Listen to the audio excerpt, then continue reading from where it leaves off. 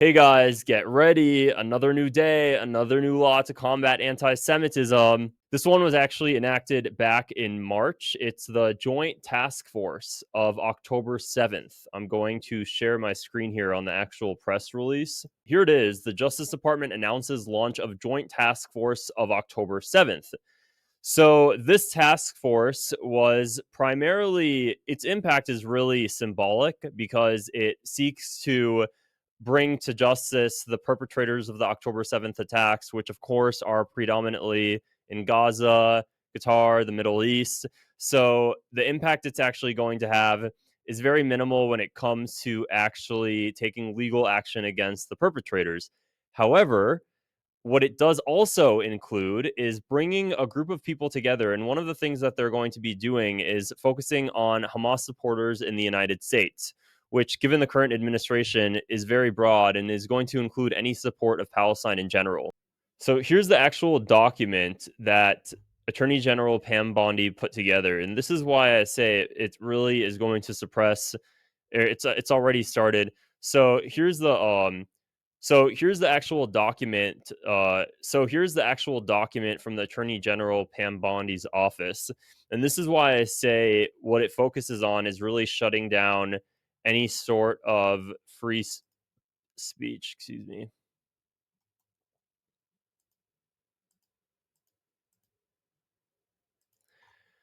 So here's the actual document from Pam Bondi's office. She put this out back in February, and the establishment of a joint task force for October 7th. Now, the reason it says combating anti-Semitic acts of terrorism and civil rights violations in the homeland. When you look into the details here, of course, providing services to the victim of the October 7th attacks and coordinating appropriate with others to facilitate the return of the hostages, seeking the arrest and extradition of Hamas leadership, and then it's right here, investigating and persecuting acts of terrorism, anti-Semitic civil rights violations, and other federal crimes committed by Hamas supporters in the United States, including on college campuses. This basically means Hamas supporters, as in anybody who supports Palestine, because we know how the current administration is treating it, and then anti-Semitic civil rights violations. So if you criticize Zionism, are they going to deem it as anti-Semitic? Given how the current administration is, it seems like that's really the case.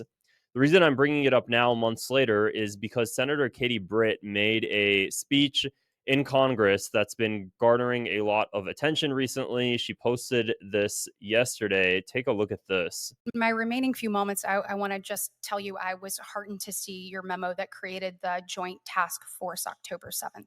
Thank you for your commitment to getting justice for those victims, for addressing the threat that is posed by Hamas, and for combating anti Semitism. We have seen a rise in that in the last 2 years here on our soil and particularly in college campuses.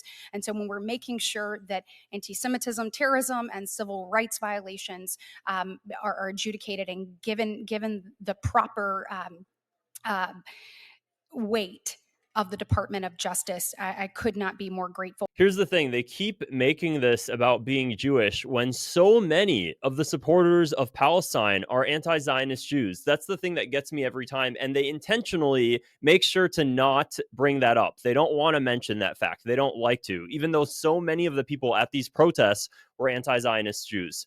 However, regardless, does anybody not recognize what's so obvious about this? The more that you put forward laws to combat anti-Semitism, the more you feed into the stereotype that a specific group of people controls the government. Like it baffles me how they don't recognize this, how they don't see this. People are putting memes about this all the time. Look at this guy here. Virtually 100% of anti-Semitism in the United States is caused by the fact our government does things like this, create an October 7th joint task force. Why is he saying that? Well, because it's true. Since President Trump's administration took office, the amount of laws, one after another, the way you combat anti Semitism is by not feeding into the stereotype. Just take them out of the mainstream narrative for a while. Stop enacting new laws, because the more laws you enact, the more it's going to feed into it. Now we're seeing a divide for MAGA on the right being Israel first or being America first. And what we're seeing is all of these Zionists that used to be on the left and the right pretty equally, all of the ones on the left now are now flocking to the right because they're realizing that it's pretty hard to be on the left when you are supporting human rights violations in Gaza. So, of course, they're going to naturally flock to the right. So now all of these Zionists are now on the right predominantly. And what it's going to do is it's going to create more divide because we have a right wing administration that's pushing forward laws to combat anti Semitism while being ignorant to the fact that they're enabling it. The more you back Israel unwaveringly, you don't criticize Israel whatsoever. You let Israel basically go on a free reign to just go on a murder spree in Gaza. They don't realize how maybe reeling Israel in, putting forward laws to stop Israel, to sanction the settlers, which they stopped allowing because President Biden did have one executive order to sanction the settlers in the West Bank. Of course, this administration immediately, the first thing they do, I'm pretty sure on the second day of Trump's office, they repealed the executive order that sanctioned settlers in the West Bank. And then instead, they're putting forward things like the October 7th task force while being completely ignorant to what's going on in the social discourse. People are sick of this. They're sick of this. And I promise you, a lot of anti Zionist Jews I'm talking to are sick of this too, because everybody can see you're feeding into the stereotype. Like, Jesus Christ, I don't get how they don't recognize this. But regardless, this MAGA split on the right is continuing to happen.